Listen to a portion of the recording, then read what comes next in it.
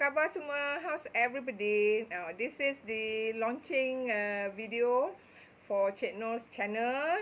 First time, jadi just bear with me because Cik Nur pun baru belajar kan. Jadi sebelum kita buat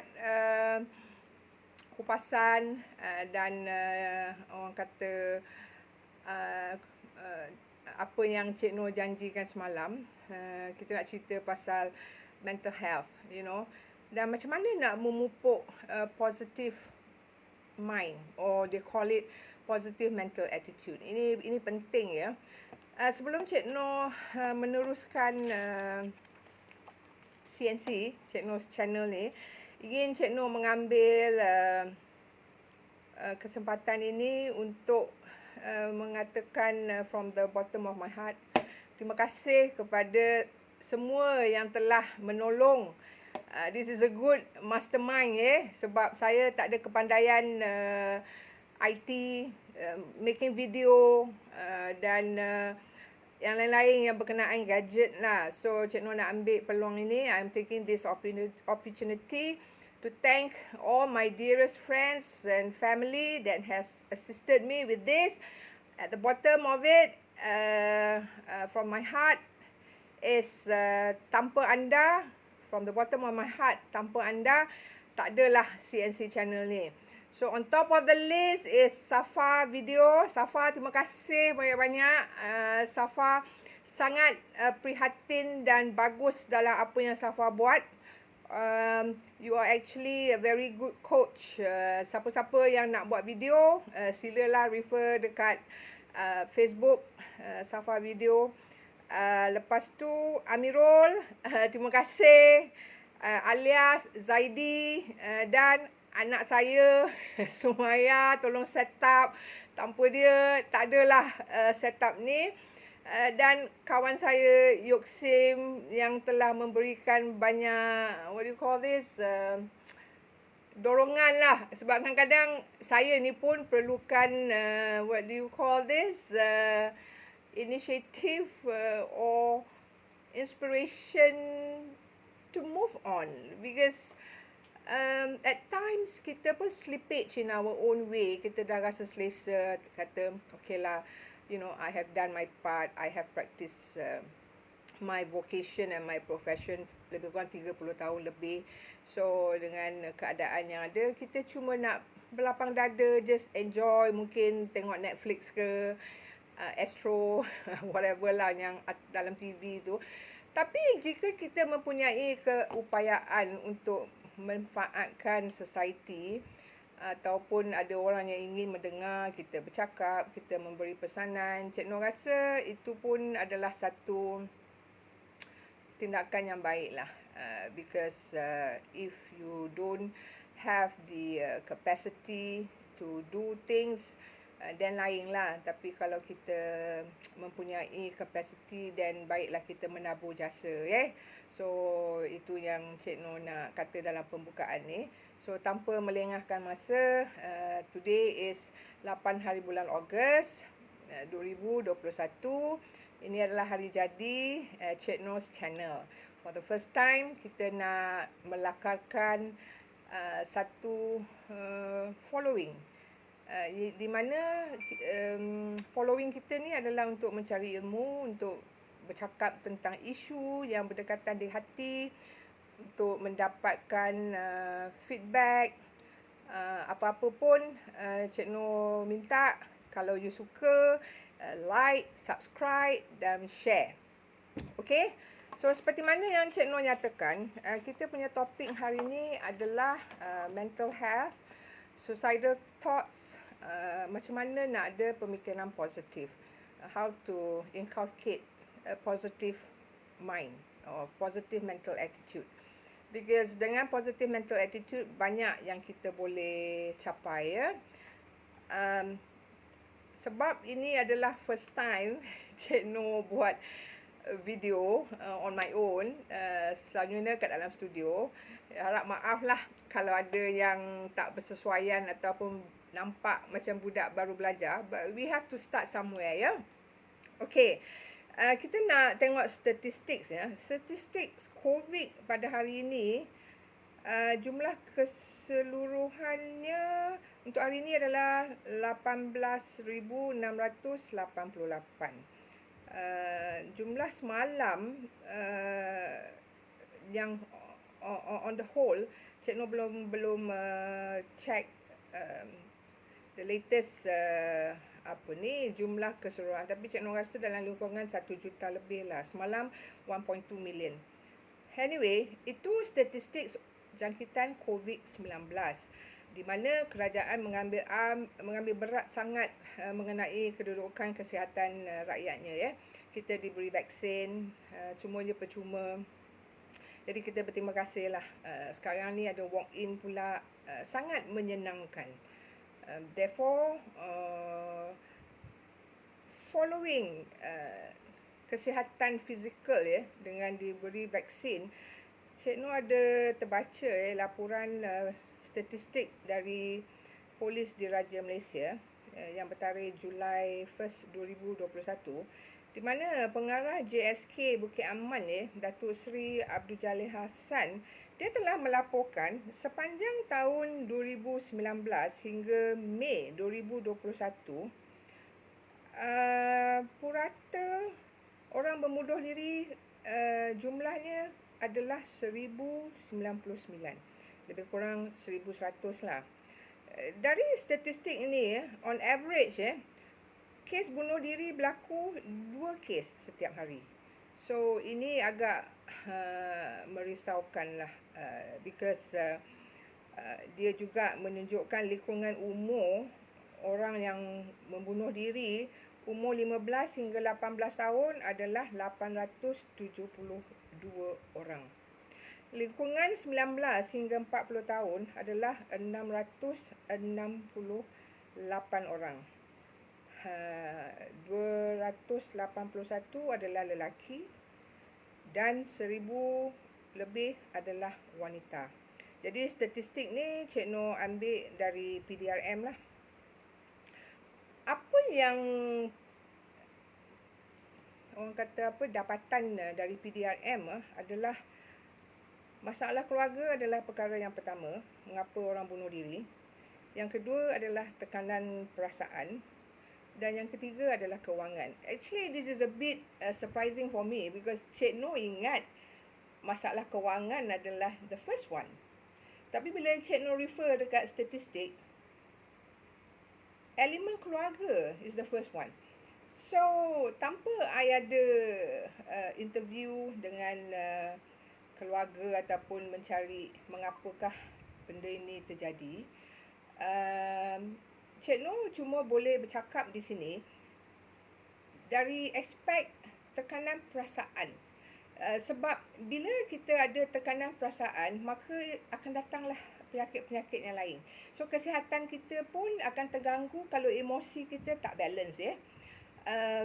Kita mesti ada, sesiapa yang ada tekanan perasaan mesti memerlukan intervention. Cik Nur nak sarankan di sini, intervention selalunya elok kalau you dapatkan professional, doktor ataupun certified counsellor.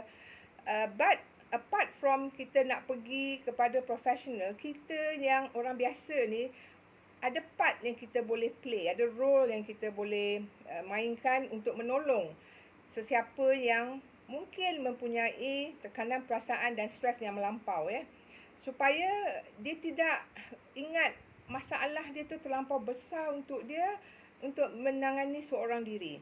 Cik Nur akan bagi kupasan dari knowledge yang saya ada.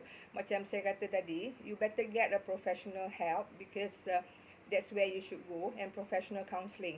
But I'm talking about what you can do as a person if you see people around you who's having problem that needs intervention. As a friend, you can come in and this I will lead on. Lepas tu, sekarang kita nampak tumpuan banyak kepada krisis kesihatan. Comorbidities, orang bercakap mengenai diabetes, tekanan darah tinggi, jangkitan COVID. Tapi kesihatan mental ni adalah satu isu yang sangat meruncing to my mind. It's very serious. So, kita kena ambil tahu dari aspek kalau kita nak menolong, kita kena ada sikit pemahaman mengenai what is actually the situation here, what is the problem. Kalau kita tak tahu, kita tak boleh menolong. Cik Noh dapat tahu ada peruntukan 15 juta menerusi pakej perlindungan rakyat dan pemulihan ekonomi kepada NGO untuk meredakan pelbagai isu sosial. Nah, ini menarik sebab dalam video pengenalan Cik Noh mengatakan yang Cik Noh ni pun seorang social activist. So, saya sangat welcome kalau ada 15 juta diberi kepada NGO untuk menolong. Tapinya mungkin saya tak nampak, tapi belum nampak visible siapa yang menolong dari segi mental health. Kalaupun 15 juta itu telah diperuntukkan, pecahannya ke mana? So maybe the visibility tu harus dinampakkan lah. So ada NGO yang mempunyai kaunselor atau volunteer yang mempunyai kemahiran di dalam counselling. Now, apa yang menarik tadi Cik Noh bagi tahu kawan Cik Noh seorang tu, dari video teaser yang Cik Noh buat semalam, I already am very very happy because I've got a very good response dari seorang yang telah WhatsApp saya di mana semasa Cik Noh tengah menulis apa yang Cik Noh nak bercakap di dalam mendapatkan pertolongan kepada orang yang perlukan intervensi Ada Befrienders, ada Taliano, ada Talian Kasih. Banyak lagi toll free line yang kita boleh gunakan untuk mendapat consultation Datuk Seri Junaidi telah menghantar WhatsApp kepada saya. Ini belum saya buat video saya ni, tapi topik tu dia telah terusik untuk meng-WhatsApp Cik Noh untuk memberitahu Datuk Seri Junaidi ni saya tak kenal. Agaknya video teaser saya sampai ke perhatian beliau. Beliau adalah pengarah eksekutif Rumah Prihatin Grand Season.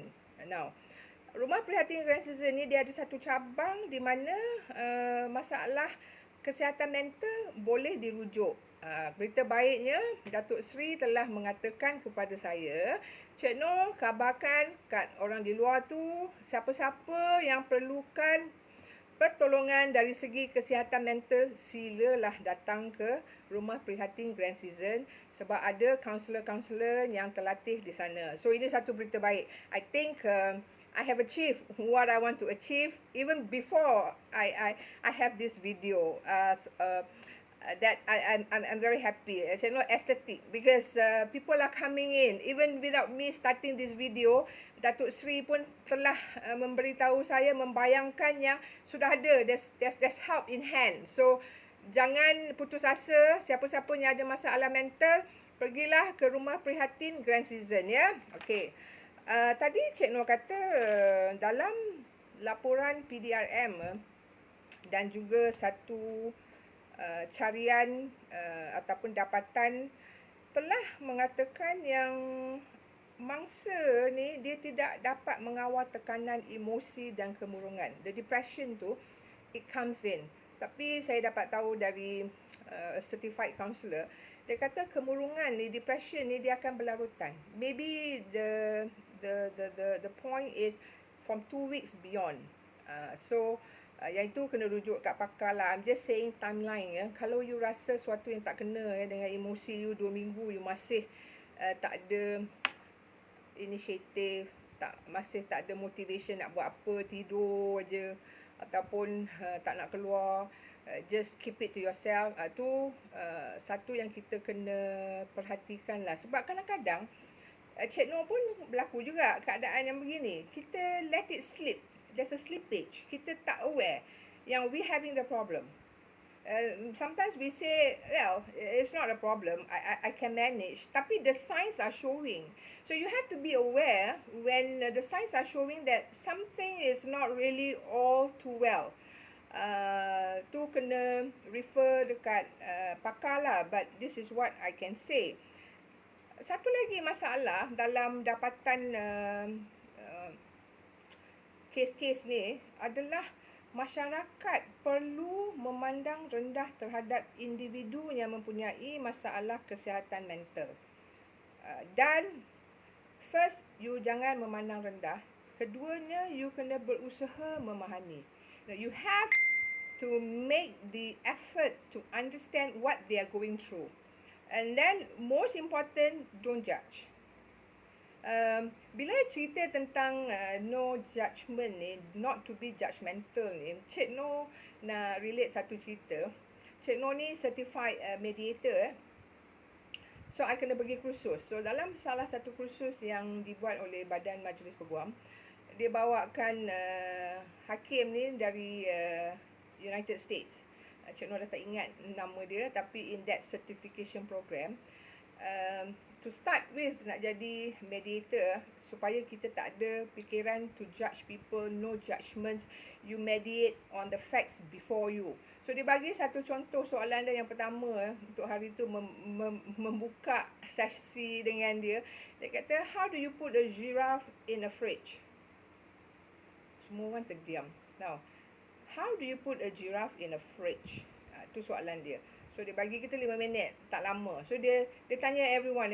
So, ada yang berkata, it's impossible, it's hypothetical, this is the most ridiculous question, what could have happened, how can that be, a giraffe is so big, how big a fridge do you need, macam-macam andaian. Now, the andaian tu, the probability is the presumption yang kita tak perlu layan diri sendiri. You see where he is going with that? So, to have an open mind dalam apa pun, walaupun pembelajaran kita, kita tak payah nak assume anything. You come in, you have a clear mind, you listen to the facts and then you decide. Because once you have a presumption and an assumption, that's where the learning stops. So, dia kata jawapan dia senang. This is a High Court judge, or I think a Supreme Court judge of the US. Dia kata, open the fridge and put the giraffe in. That's how you put a giraffe in a fridge. So, you see? That's exactly what you should deal yourself with. That's exactly what you should, orang kata apa, bother yourself with. The rest is immaterial, is irrelevant. So, kalau kita pakaikan andaian yang sebegini, very easy. Even masalah kawan-kawan kita ke yang datang dekat kita, dia kata dia ada masalah A, kita tak payah assume anything. So, what is the problem? So, dia cerita. Bila kita dengar, oh, okay, kita bagi solution. Kita tak payah andaikan whether it's a bad day, it's a good day, orang tu bersalah, dia bersalah. No need. What is the matter? So, what I'm saying is, tadi Cik Noh kata, kita perlu orang kata apa? You have an empathy or an understanding to understand those who are having mental health now. Dalam berusaha untuk memahami orang yang mempunyai kesihatan mental ni, masalah tekanan perasaan ni akan lead to keganasan dan akhirnya bunuh diri yang tidak dapat dielakkan. Because you go deeper into a rabbit hole. Okay. Katanya, kajian ni mengatakan wanita bujang di bawah umur 35 adalah golongan yang paling banyak masalah kesihatan mental. Now, there's two things here that I see, because manusia ni is a social animal. Now, when you talk about gadis bujang, to me that's the key word. Now, bila dia bujang, kita yakin dia tak ada suami. Maksudnya, when we are alone, that's where the problem is. Sebab when we are a social animal, we need to have people to discuss, to verbalize, to socialize. Sebab itu dah memang menjadi peradaban dari dulu lagi. Kalau tengok keadaan kita pun, kita suka pergi teh tarik kan, kita suka pergi kedai mamak kan, jumpa kawan, pergi coffee shop, mana-mana lah.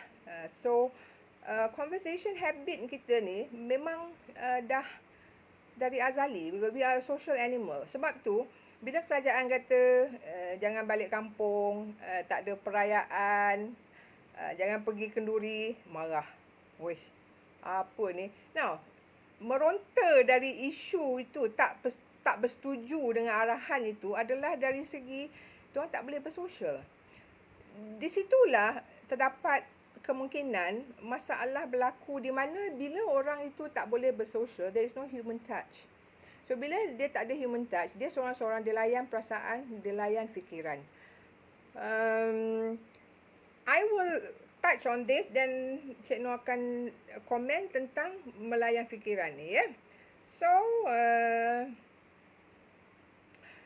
bila kita berkata seseorang itu ada kesihatan mental, maksudnya mungkin boleh ada medication. Tapi tak semua kesihatan mental ini boleh diubati dengan penjagaan yang dirawat dengan ubat. Tetapi dia kena ada aspek counselling dan penjagaan emosi. Sebab tu Cik Nur kata, if we change the mindset, kita ada fikiran minda yang positif, emosi kita pun akan bertukar. Because nothing can break you down, nothing can challenge you. You have a very strong mind about certain things and that will keep you running in a way lah. So berbalik kepada kita ni, to instill this positive mindset ni, why you kena elak memendam rasa is very important. Because bila you memendam rasa, you rasa benda tu sangat heavy for you. That's why you kena cari orang yang mesti boleh menjadi pendengar kepada luahan rasa. Now, of course it's very good if you can go to a therapist, sebab a therapist will know what to do. Tetapi dalam keadaan kita yang nak menolong, kita boleh jadi an empathic and an active listener. Now, when you talk about being an empathic or an active listener, ia adalah perlu sebab as an active listener, walaupun you tidak ada knowledge seperti say for example macam what you call this NLP ke, as an example lah. But if you pay attention to the language predicate, you akan tahu sama ada orang itu perlu pertolongan ke tidak. I give an example. That's why Cik Nur selalu kata, you banyak mendengar pada banyak bercakap. Bila you bercakap, you tak mendengar. But orang yang ada mental health ni, dia perlukan orang yang menjadi active and a very empathic listener. Tadi Cik Nur bagi cadangan, bila kita mendengar, yang penting kan, you dengar dia punya language predicate. Nah, bila seseorang tu bercakap, dia kata, I see there is no future for me lah. You know, the future looks very bleak. I see there's no hope. Okay, that's one. That is the language predicate.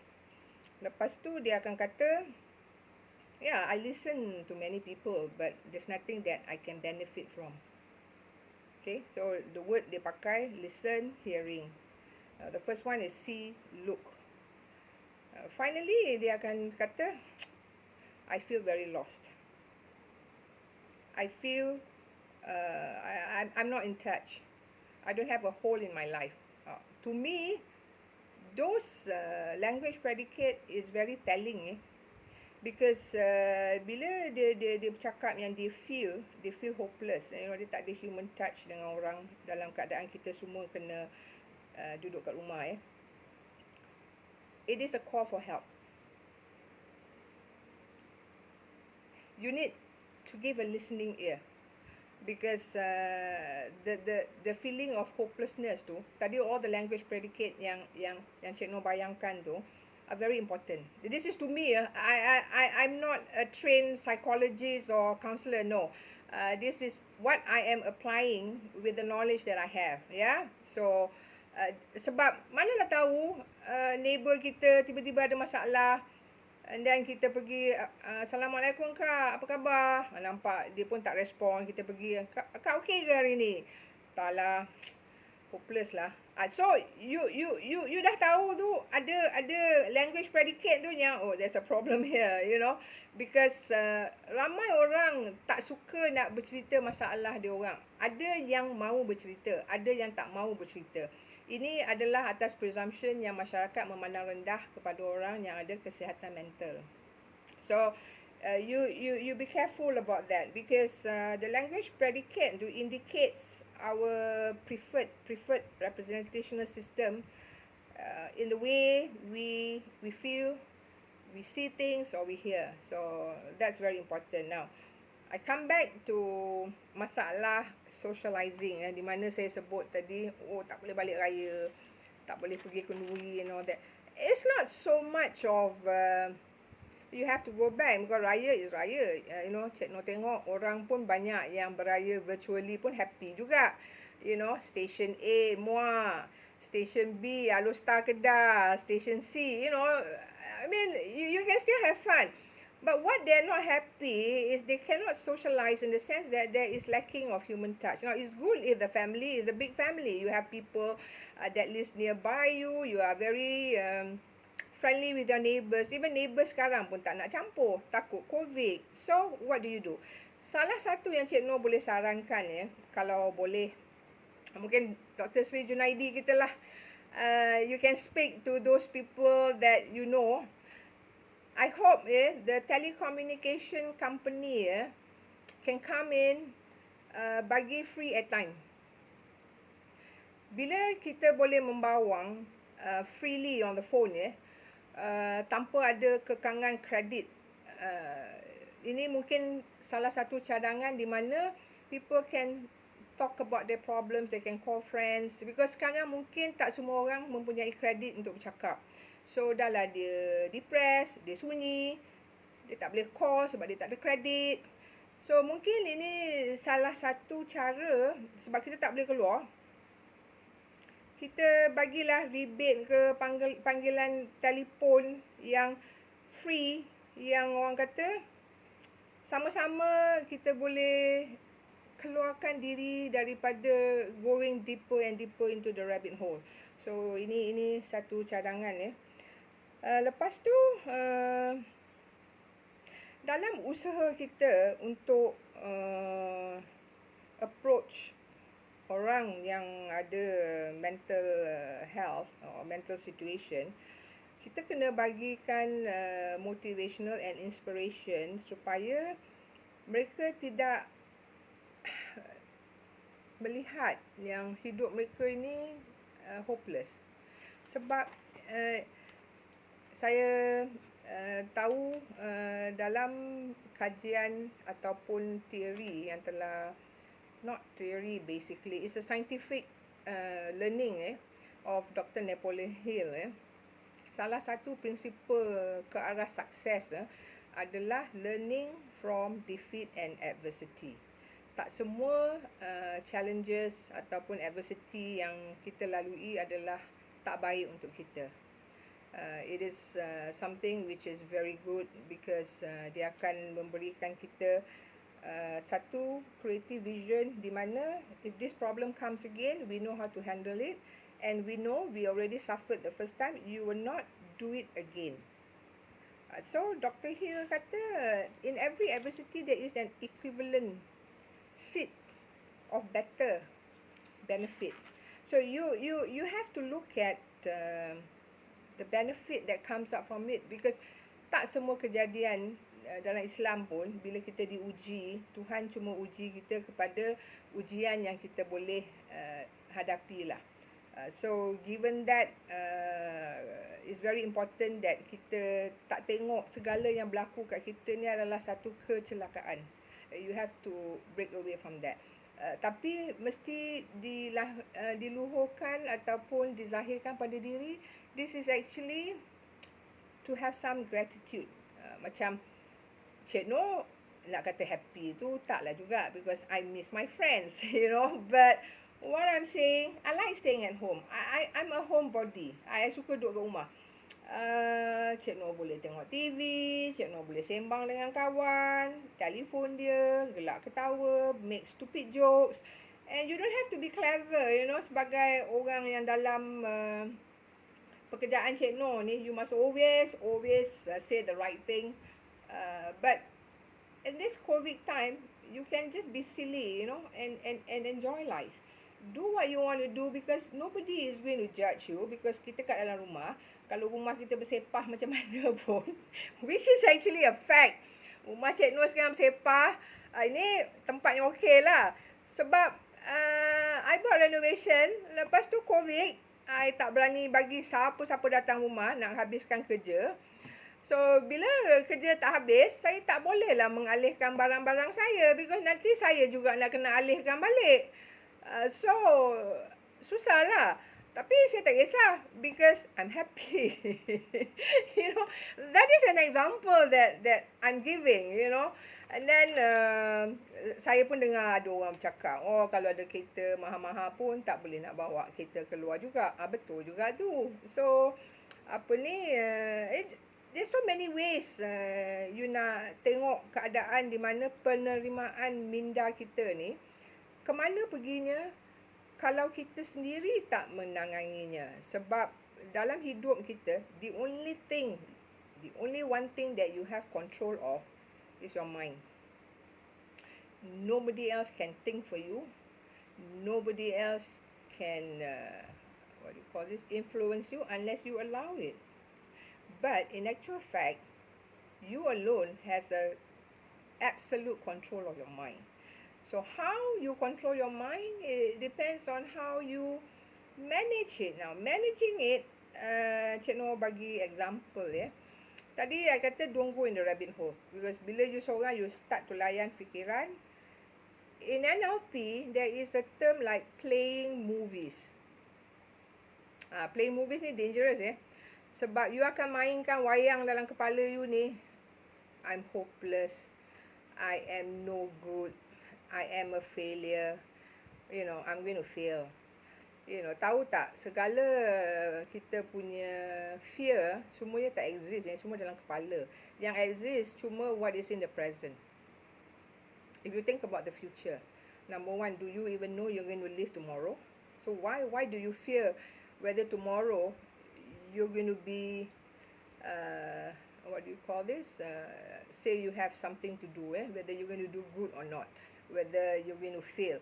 That worry itself is unnecessary because you don't even know. And then you don't even know besok, katalah somebody else comes and help you. You tak nampak masa you worry tu. Tapi given a few hours after that, tiba-tiba there's a knock on the door. I hear you are doing this, can I help you? Where is the worry? So unnecessary kan? It is really without regard. So it's good to train your mind not to play movies, because playing movies is very dangerous. Ketakutan, keraguan, semuanya selalunya lah tidak benar kecuali you mempunyai fakta. Okay, misalan tadi Cik Noh terbaca, The Edge, if I'm not mistaken, dia telah melaporkan mulai tahun ni mungkin ada banyak kes bankruptcy. Sebab orang yang ambil moratorium ni katalah dia tak bayar 6 bulan, which is good, government bagi moratorium. But assuming after 6 or 7 months you can't pay, and then how does that affect you? So fakta di situ, you need to make sure you have enough funds to cover your cost of 6 months moratorium plus an added 6 months or so. Now, situ you start to worry. I don't blame you if you are worried about that. Now, the question again here is, you can still go back to the bank and adjust the payment. So, ada cara kita nak menyelesaikan. Benda tu tak semua date's end. It's not the end of the world, So, ini yang Cik Noh kata, tak payah nak ada terlampau banyak ketakutan ni. Kita kena train minda kita to think positive. Memanglah nanti orang kata, senanglah you nak bercakap ke apa. Now, I tell you, tapi I tak boleh menghuraikan lah. Saya pun banyak melalui experience yang orang kata quite challenging lah. I don't even wish it for my worst enemy. But like I said, these are the principles that I apply that it doesn't affect me. Because at the end of the day, macam you naik kapal terbang kan, dia kata letak seat belt dekat anak dulu, seat belt pula, life jacket. You letak life jacket dekat diri you dulu, lepas tu baru you letak life jacket dekat anak you. Kalau you naik kapal terbang kan. Now, the rationale behind it, if you are tenggelam, how can you help others?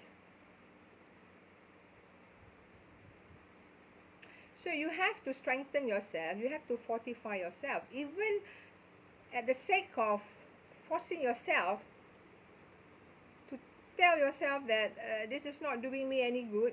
I have to train my mind that, I have to look into something positive. Now, as an example lah, ini the most simple experiment yang you boleh buat. Katalah you seorang diri, telefon tak ada kredit, neighbor tak ada, you seorang kat rumah, station TV semua you dah tengok, wayang-wayang semua, so you're so bored. So what do you do? Now, I kata you sit yourself, you tell yourself, okay, tell yourself apa benda yang you nampak. Okay, sekarang ni Cik Nur kat sini, Cik Nur nampak telefon, Cik Nur nampak lampu bulat, Cik Nur nampak pen, Cik Nur nampak notebook, my scribblings, dan meja. So there's 5 things that I see. Now, in order to see these 5 things, you have to be grateful that you still have eyesight. And your mind is still working because you can identify what those things are. If your mind is not working, misalan, na'uzubillah lah, minta simpang that you have amnesia ke, you have something which is challenging to your mind, you can't even identify what are the things that you are seeing. So be grateful. Now, the second thing is, tengok benda yang you boleh pegang. 4 benda. Tadi 5 yang you boleh nampak. Sekarang 4 yang you boleh pegang. Saya boleh pegang pen. Saya boleh pegang spek. Saya boleh pegang cover spek. Saya boleh pegang tissue box. Okay. Dan saya boleh pegang cincin saya ni. Saya boleh tarik, saya boleh pegang cincin. So, dah 4 ke? Okay, tak apalah. Siapa yang mengira, tolong kira lah. Just keep on talking, alright? So, 4 things that you can touch. Now, when you can touch the things, it means your brain and your neurology, saraf-saraf you are working very well. That's why you can do this, because if not, you have to go for therapy, you have to go for physio. Be thankful. Lepas tu, 3 benda yang you boleh dengar.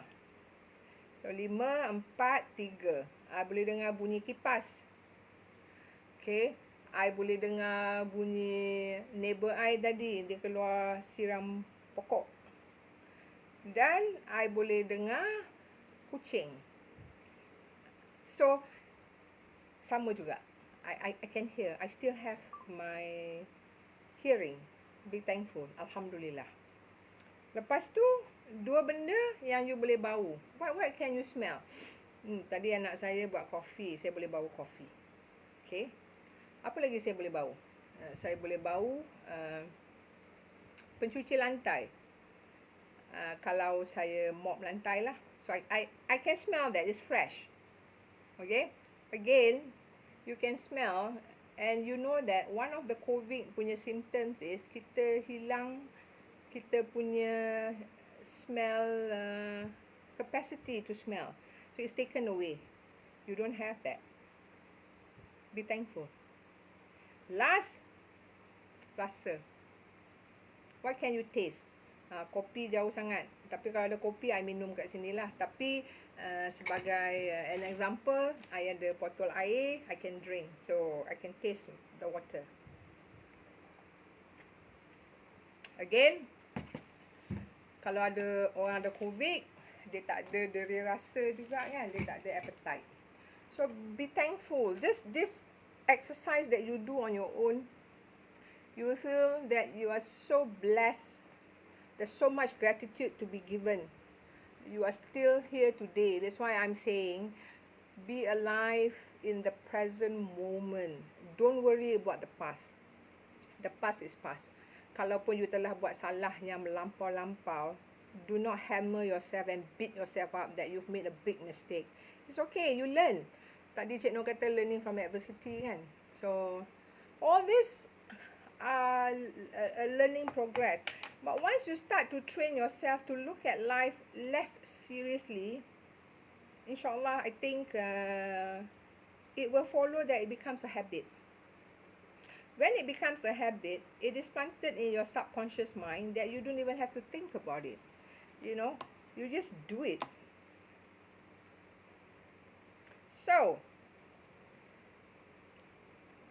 Cik Nur nak katakan sini, in order to have a positive mind, a positive mental attitude in times of COVID and in the threats of mental health, if you listen to what I've said, these are some of the things that I think, I'm not an expert, that can assist you in managing the situation, in looking at things not so heavily laden on you. Like all that has happened here is nothing but a challenge, and it's not going to be forever. This is just temporary. That's how I put it. So if something is temporary, it will pass. Now, ada juga orang bercakap mengatakan you have to live with COVID. Kita tak boleh terperangkap dalam rumah selama-lamanya. Yeah, living with COVID. How? So COVID will be there. I don't know, maybe 2 years, 3 years down the road, it will still be there. I heard perhaps it's still going to be there 2023. I hope they can find a solution even to beat COVID before 2023. Let's hope so. But at the end of the day, most of them say you have to learn to live with COVID. Now, how do you learn to live with COVID? Mask? Is it too much to do? I don't think it's too much to do kalau dia menyelamatkan nyawa kita. So, apa pasal nak memerontak? Sanitize is good for you, right? Sebab kalau kita tak sanitize, mungkin kita sakit perut ke, kalaupun bukan COVID. So, it's a very healthy, good habit. Kalau you ada peluang nak bercakap dengan anak saya, dia akan bagi tahu you, the first thing saya ajar dia adalah wash your hands. Dia sampai hari ni habit dia tu tak hilang. Sampai kata dia OCD. she will not even touch the door, the lift button. No, it is how she is, because I have stressed that dari kecil lagi. In fact, ada gambar tunjuk dia dekat klinik. Nurse tengah ajar dia basuh tangan dekat sink. Kalau ada gambar tu, Cik Nur boleh share. Tapi tak tahulah kat mana gambar tu, ya. So, before I end this, I want to tell you, dalam survey ataupun interview 30,000 orang, ya, dia ada 25 major causes of personal failure. Cik Nur tak nak lah bercerita sampai 25 reason tu or major causes. It's not just causes, it's major. But I'm just going to give you 8, which I think is spot on. Number 1, when you are drifting through life, you don't have a plan. You don't have a major purpose. So when you drift through life, that is the start of personal failure. You don't know what to do with your life. Number 2 is lack of self-discipline. Now, I can tell you this, lack of discipline. Sometimes I suffer from that as well. I'm too lazy to get up or to do something, and I procrastinate. I just put it to the next day. But I still have ways to overcome that. The disciplinary part too, you have to manage it. Only you know how to manage, but don't make it too much like people who doesn't have discipline at all. Dapat gaji hari ni, besok habis. I think this is in the context of what they are saying lah, And then, unfavorable childhood influences. Now, this is very important because dia berkait dengan mental health. Too long for me to huraikan. Like I said, I'm not an expert, but there is some connection there. Because when you have unfavorable childhood influences, it will carry on into your adulthood. So you have to watch what memory you carry from your childhood. If it's good memory, it's okay. But if it's bad memory, you have to overcome that, because that memory is created by you. Why is it at that time you feel angry? Who gave permission for you to be angry, if not yourself? Mungkin benda tu, if you tell me you angry for that, it's not the same with me because my experience is different. So tadi number 3, unfavorable childhood influences. Number 4, negative mental attitude. Now, negative mental attitude ni, the the smallest point lah that I can say is when you start to compare. It's again very dangerous. That's why I don't compare. I don't care. Even if you want to drive a big car, you want to have something more expensive than me, please go ahead. It's a free world. It's just that I don't like those things. But if I like, maybe I will acquire them. But you don't have to have a negative mental attitude. But this one I see most people has, yeah. Bila dia tengok somebody berjaya tu, dia tak ikut rentetan kejayaan orang tu. The hard work that goes behind it. Dia cuma nampak, wah, there's so much money to be made. Okay lah, dia senang, dia kaya. But orang yang nak mencapai ke tahap tu, apa yang dia kena sacrifice? Dia tak tengok situ, dia tengok terus ke agenda. And when you have this negative mental attitude, normally yang ada is perasaan hasad, dengki, cemburu, that you have to let go lah. And then the 5th is lack of emotional control. So tadi Cik Noh touch a bit lah, to try and let you manage your mind, to have a positive mental attitude, and to have control on your emotional self. And then number 6 is ego and vanity. The easiest example lah, I must say. Adakah kita nampak? Mungkin lah, I'm not saying ego and vanity. Keadaan politik sekarang.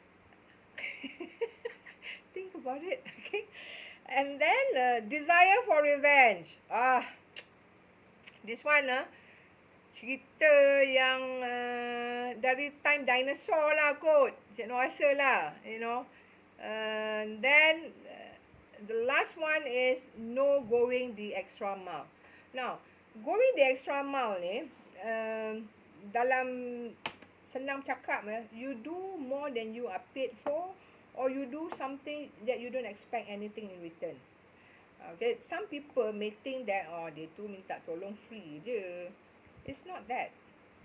When you go the extra mile, the universal law will give you compensation in going the extra mile tu, without you even knowing what's coming your way. That's why the going the extra mile is very important. If you look at historical data in all the great motivators of the world, you will see that one of the things that make them who they are is they give more than they can get, until such time when they go big.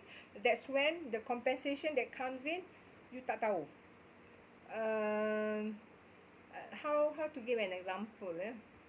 Okay, ni really happened to me. Cik Noh, masa dulu lah kita boleh keluar. I went to this shoe shop, kedai nak beli kasut. Biasalah, bila kita nak beli, kita tengok apa yang kita minat and all that. So ada 2-3 sales girl lah kat situ. Dalam 3 tu, 2 tak datang tanya, "Hi madam, can I help you?" Tak ada. Okay, saya suka tengok behaviour. Seorang akan datang, kata, "Ya, apa ni, puan, can I help you?" So that's going the extra mile. Sebab I tak panggil, I tak apa, I cuma tengok. So bila dia tengok, dia datang, dia bertanya. Okay, so dia tak tahu kasut apa yang saya nak beli. It could be a kasut that is going to make her happy with her commission. So this is what I'm saying. You don't know what's coming. That is the simplest example lah. What I'm saying is, when you go the extra mile, you will get the benefit that you sendiri tak tahu, dan the berkat lah, I would say, the barakah that comes out of it will also be something that would be good in the aspect of ibadah and sedekah. Alright, so I think that's all. I'm going to chit chat with you. This is CNC channel. Please like, subscribe, share. And before I end, I want to quote Dr. Martin Luther King Jr. Dia kata, our lives begin to end the day we become silent about things that matters. Okay, so until we meet again, I may do this once a week or twice a month. Depends on the issue that touches my heart, that what I want to speak about. Now, you can leave your comments. That one I leave it to my IT guys. Zaidi alias, please. Cik Noh tak tahu macam mana ni semua. Apa pun, kalau ada salah dan silap, please maaf sebab saya pun baru belajar. Apa pun, thank you for watching me tonight, and I wish you all the best. Be safe, stay home, and please have PMA, positive mental attitude. I wish you all the best. Assalamualaikum. Bye.